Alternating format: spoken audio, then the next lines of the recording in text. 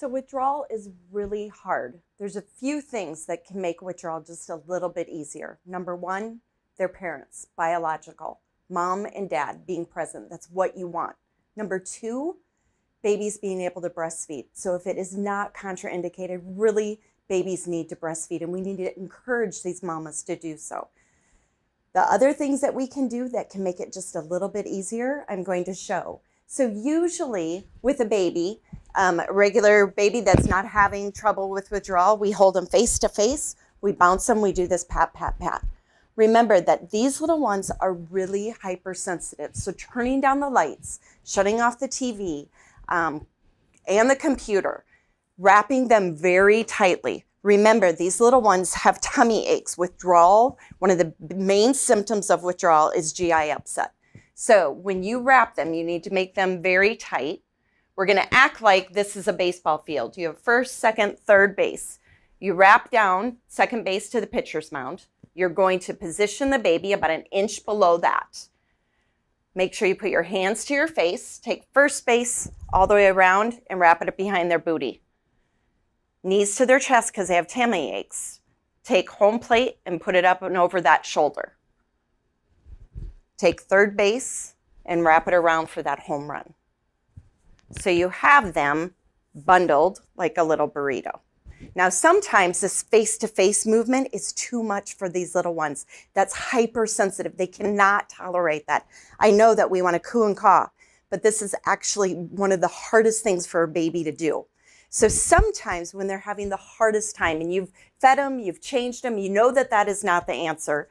You've wrapped them, bundled them. More than likely they have a tummy ache and they're just experiencing horrible withdrawals. All of these little ones, no matter what, get a pacifier. So when you have that family that says, no, we don't want them to have a pacifier, the only way babies can self-soothe, hands to their face and sucking. We have to let them have that opportunity.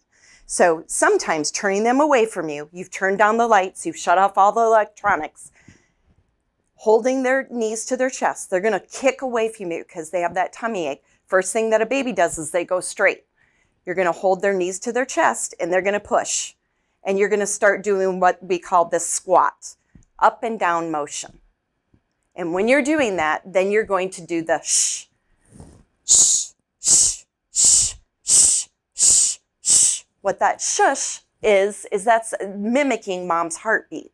As you're getting tired with your legs, because you are doing that squat, go up on your heels and continue that.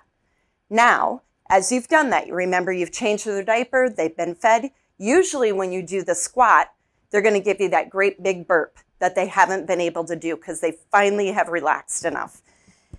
As you get tired, if you can realize that truly you're starting to get anxious.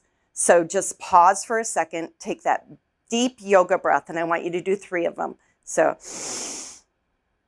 and hold it in and let go.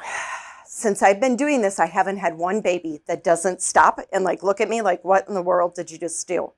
By the time that I've done 3 of those deep yoga breaths, I've not only decompressed my anxiety, I've interrupted their fit 3 times. Then you go back to holding a pacifier in their mouth, you're holding their knees to their chest, you're holding them tightly, and you're going up and down. Shh, shh, shh, shh, shh.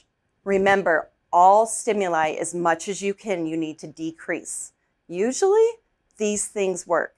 Teaching families how to do these are even more effective.